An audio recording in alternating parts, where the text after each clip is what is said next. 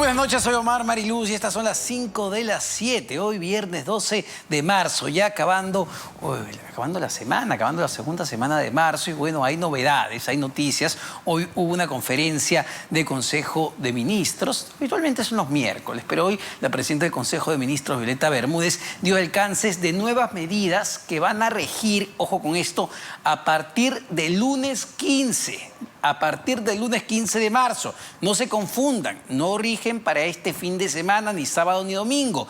En resumidas cuentas, lo que están haciendo es flexibilizar varias medidas de restricción, sobre todo en las ciudades, en las provincias con riesgo extremo de contagios. Entre ellas se encuentra evidentemente Lima Metropolitana. ¿Por qué decimos Lima Metropolitana? Porque la capital concentra a la tercera parte de la población y lo que pase aquí evidentemente va a impactar en la evolución de cifras de contagios. ¿Qué se va a permitir? Por ejemplo, a partir del lunes 15 de marzo, que los gimnasios, los casinos puedan volver a operar, pero con aforos todavía limitados. ¿Qué impacto van a tener estas medidas en las cifras de contagios? Se han tomado los indicadores de número de contagios por día, número de fallecidos por día producto de la COVID-19, número de hospitalizados para tomar estas medidas.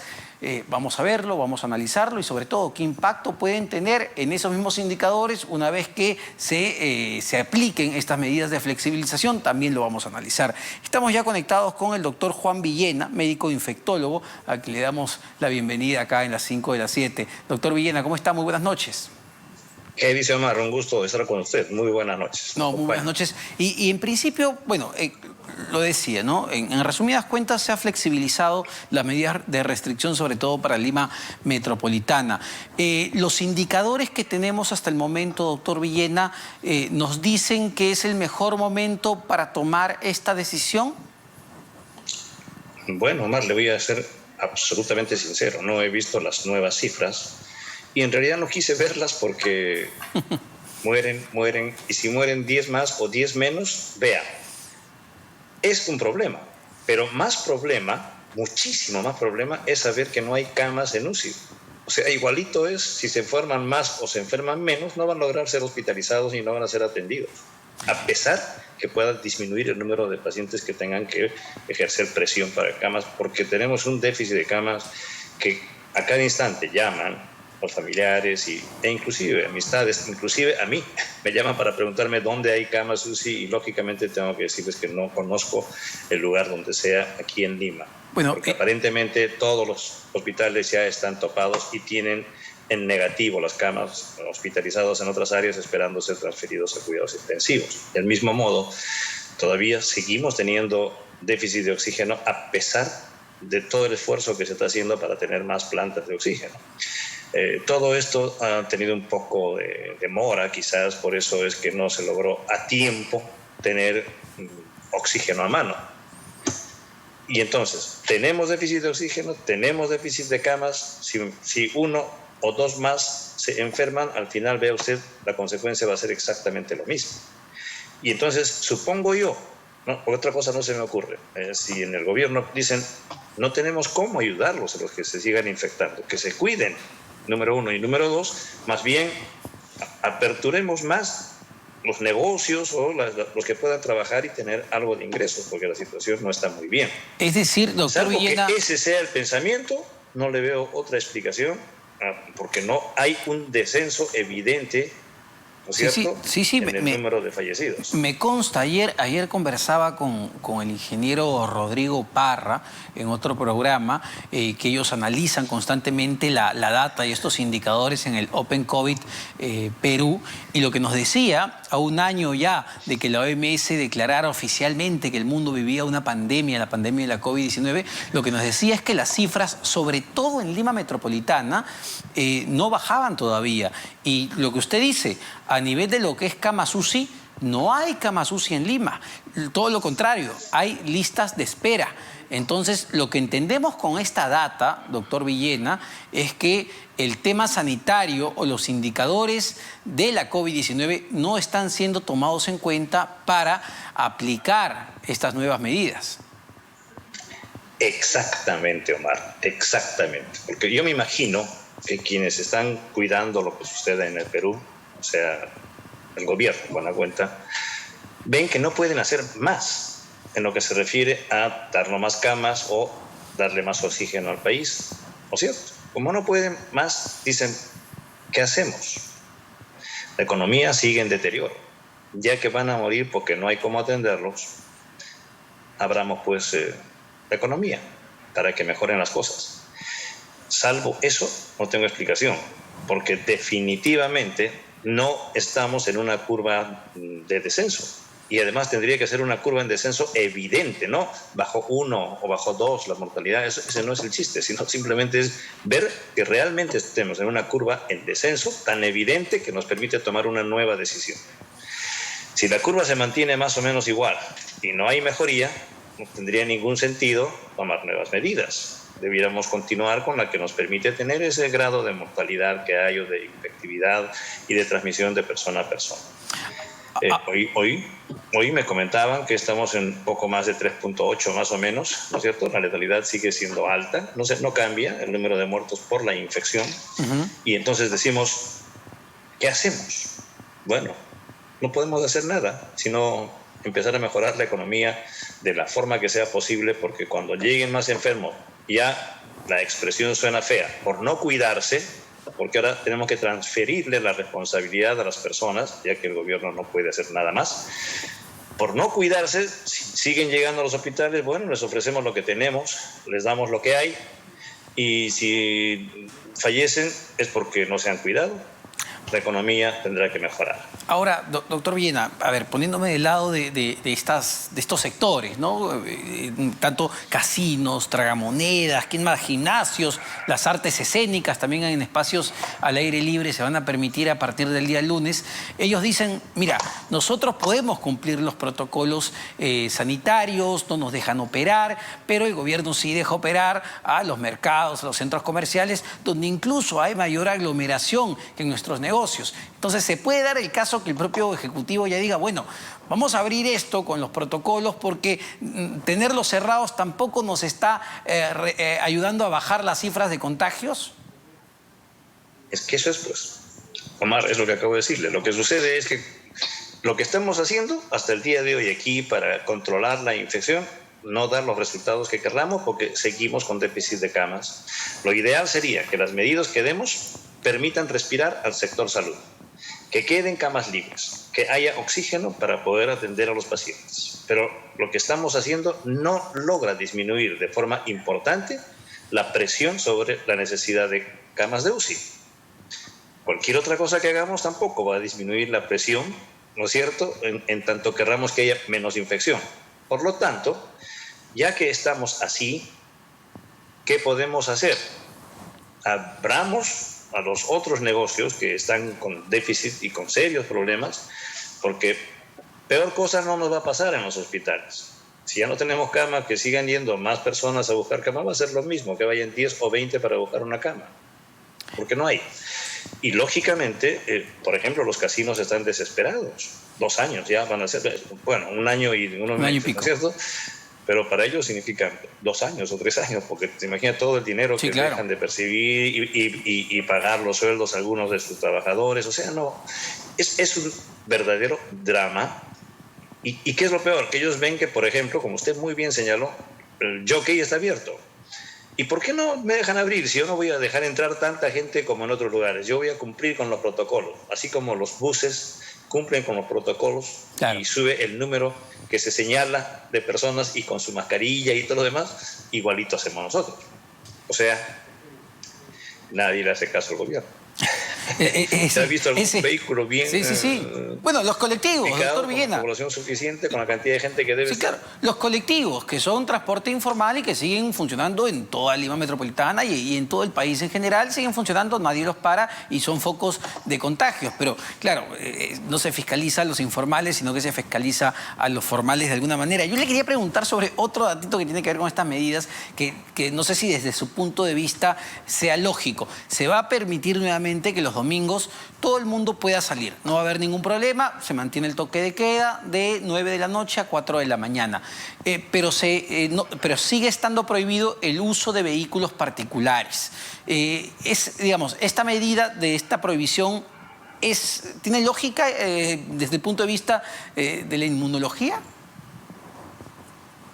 No sé si usted me escucha bien, pero por momentos se pierde la comunicación.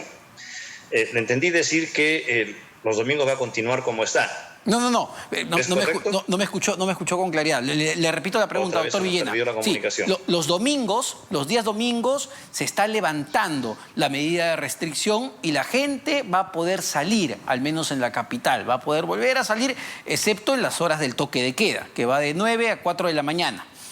Pero O sea, la gente puede salir y caminando se va desde el Lince hasta San Isidro. Exactamente. Y no hay ningún problema. O se va desde el RIMAC hasta Ciudad de Dios, porque no hay otra forma, o tiene que tomar un taxi. O tomando taxi o con transporte público, pero se prohíbe el uso de vehículos particulares. Esa era la pregunta. Si hace lógica prohibir los vehículos particulares. De verdad que es un poco complicado de entender. Porque, bueno, si está dando resultados, seguirá igual, pues, ¿no? Pero yo me pregunto, los días domingos probablemente la familia quiera visitar los unos a los otros. Ya se ha señalado repetidamente que esa es una forma importante en la cual se ha venido infectando a la población. Exactamente. Y claro, si un sobrino o primo se infecta y va a visitar a los familiares, podría llevarles el virus. Pero es lo mismo que lo lleve en su vehículo o que se vaya en un transporte público. Si va a ir a visitar a la familia en transporte público, igualito va a infectar a los del transporte y luego cuando llegue a la casa de su familia va a infectar a la familia. Salvo, porque yo digo, ¿cuál es la idea de que no se movilice la gente? Que no se conglomeren en los centros comerciales, que no haya mucha gente a visitar a sus familiares, que no tomen aire estando dentro del vehículo y dando vueltas. O sea, lo que quiero decirle, Omar, mil disculpas, es un poco complejo cuando uno trata de entender cada una de las medidas que se toman y siendo conscientes que no se cumplen. Entonces tienen que ser medidas mucho más claras y mucho más efectivas en circunstancias en las que sabemos que no se va a cumplir 100%. Y entonces decimos, no se abren los cines. Y no se abren, pues. Ya, esa es una medida. Pero si luego nos dicen, vamos a abrir los cines con el 20%, ¿y quién va a ver que sea el 20%? Si justamente lo que hacemos es todo lo contrario. Cada uno rompe las decisiones y se llevan a cabo como estamos observando, ¿cierto? No sé si soy extremadamente negativo en este sentido, pero le voy a ser sincero. Es lo que estoy observando. De repente no estoy observando con ojos serenos. Bueno, y creo, doctor Villena, que lamentablemente es el sentir de la mayor parte de la población. Pero vamos a una pausa, doctor Villena, y venimos para conversar ahora del proceso de vacunación que ya está en marcha. La Premier ha dado algunos datos de avance y también sobre las variantes. Ojo, ¿qué pasa con la variante brasileña? Ese tema me parece bien importante. Venimos con eso. Bueno, estamos conversando con el médico infectólogo Juan Villena. Doctor Villena, le preguntaba sobre el proceso de vacunación. La Premier Pilar Massetti ha hablado de un avance, sobre todo en la primera línea, de un 75%, que el 75% de los médicos ya están vacunados al menos con la primera dosis. Es un avance importante tener ya a nuestro equipo, a los que están poniendo el hombro, ya al menos inmunizados en parte, porque son 2 dosis.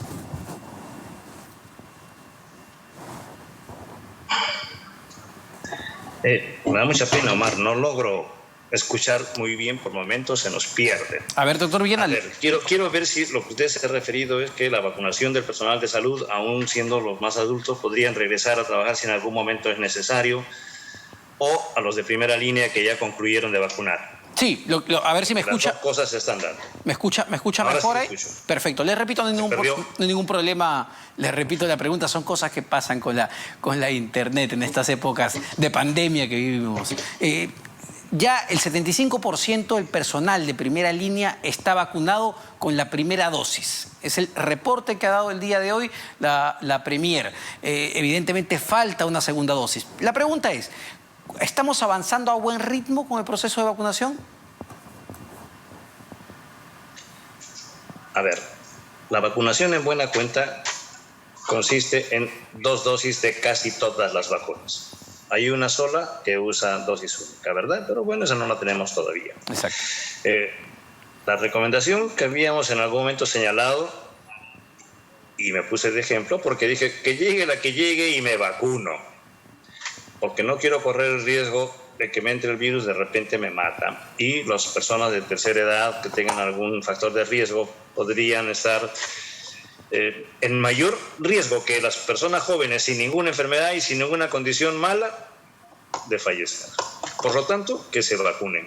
Esa era la explicación y esa era la posición. Claro que sí. El gran problema que tenemos hoy día es que se nos creó una incertidumbre con la vacuna de Sinopharm por alguna información que salió que todavía no ha sido 100% corroborada. Pero aparentemente, hasta donde estoy terminando de entender, de las 2 vacunas que se utilizaron para los proyectos de Cayetano y en San Marcos, se usaron también 2 cepas, una de Wuhan y otra de Beijing. Beijing parece que da mejores resultados que los de Wuhan. Tanto es así que la Universidad de Cayetano Heredia recomendó que se haga la investigación lo antes posible y se tome la decisión más acorde. Que es lo lógico, uno tiene que decir, vean, terminen de una vez, vean si sirve o no sirve. Y si no sirve, tomen la decisión que corresponde. Y si sirve, tomen la decisión que corresponde. Bueno, cuando yo tuve que hablar dije, si no sirve, ya no vacunen, pues. Ya no vacunen, porque ya están vacunando si no sirve. Por eso creo yo que es sumamente importante definir cuál es la efectividad real, bueno, la eficacia real de las 2 vacunas, Beijing y Wuhan. Y si ya sabemos cuál es el resultado de cada una de ellas, tomar la decisión que corresponde.